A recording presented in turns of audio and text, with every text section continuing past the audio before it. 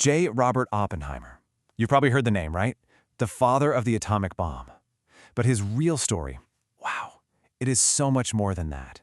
It's an incredible story of genius, of course, but also of betrayal and a fall from grace so dramatic you'd think it was fiction.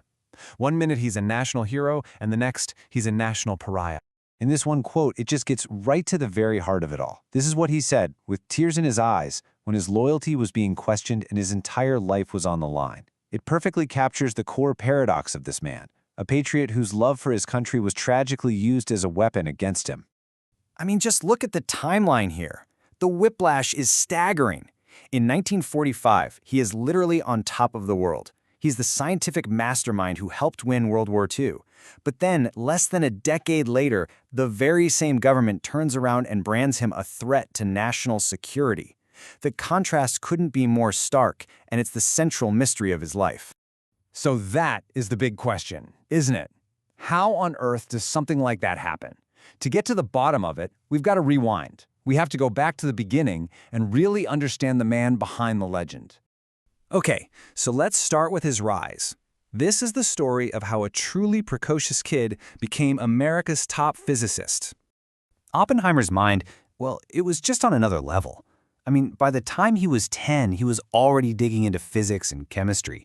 Get this, at 12, he was invited to give a lecture to the New York Mineralogical Club. They genuinely thought he was an adult professional. But all that brilliance came with a dark side. He was also battling some serious inner demons, intense emotional turmoil and bouts of deep depression that would really follow him his entire life. And you can just see his meteoric rise right here.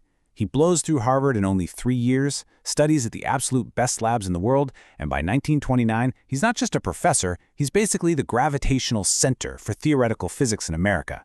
He built the country's most important school of physics from the ground up. Now, let's step into a murkier part of the story. A world of shadows. We're going to look at his political awakening and the people in his life who would later become liabilities. You know, for a long time, Oppenheimer was famously apolitical. He was just lost in his own world of quantum physics. But the 1930s, they changed everything. The Great Depression opened his eyes to the suffering around him, and then the rise of the Nazis in Germany absolutely horrified him, especially their persecution of Jewish scientists. And that's what sparked his political conscience. He started donating to left-wing causes, especially those fighting fascism in Spain.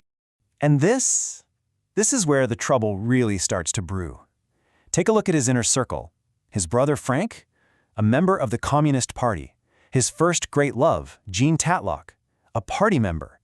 His wife, Kitty, the widow of a communist activist killed in Spain. His best friend, Håkon Chevalier, deep communist ties. Now, the thing to understand here is that Oppenheimer himself always denied being a party member, but his life was tangled up in this web of communist associations, and that web, well, it would eventually tighten around him. Which brings us to the role that would define him forever. Father of the bomb, scientific director of the top-secret Manhattan Project. Now, General Leslie Groves, the military man in charge of the whole project, he knew all about Oppenheimer's connections. The FBI was screaming from the rooftops that this guy was a massive security risk. But Groves saw something else. He saw a once-in-a-generation genius with the drive and, frankly, the ego to pull off the most ambitious scientific project in human history.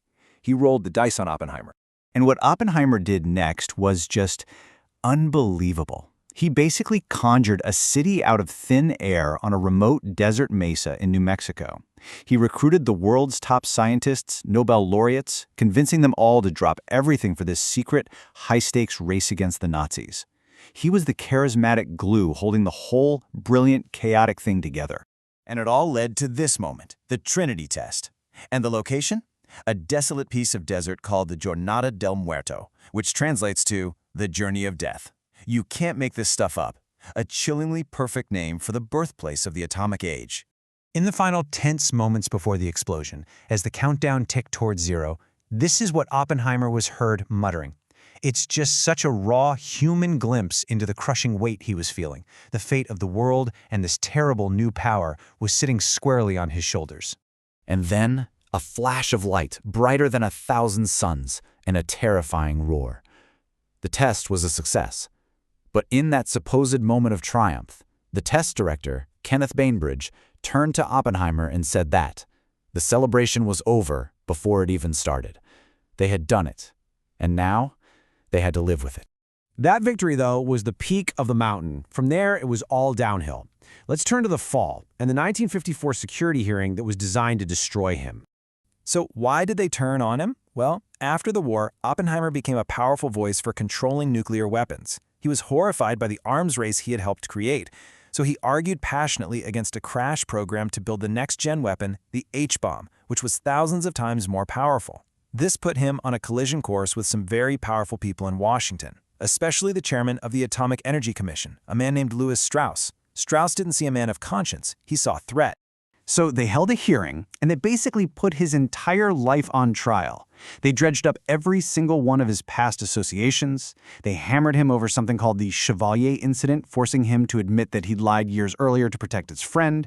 And they twisted his very reasonable opposition to the H-bomb, painting his moral and strategic concerns as evidence of disloyalty. And the verdict? It was a work of pure, twisted logic. On the one hand, the board said they found zero evidence of disloyalty.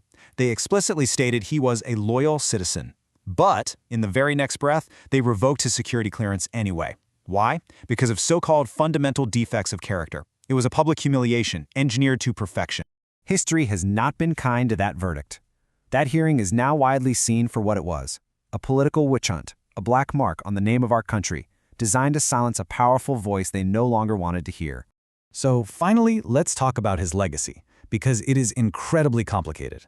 We have the man, the myth, and the ashes that were left after this trial by fire.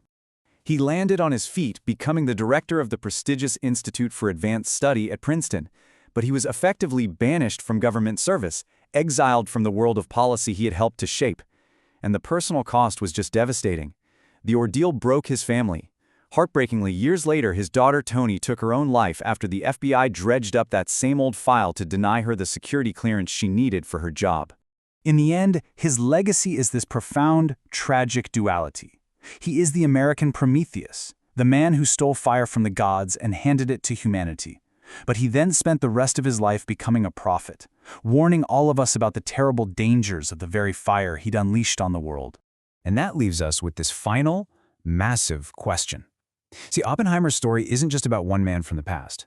It forces us to ask something that's just as urgent today as it was in 1954. How do we, as a nation, balance the need for security with the need for genius, for conscience, and for dissent? What price are we willing to pay to silence the brilliant, difficult voices that challenge us?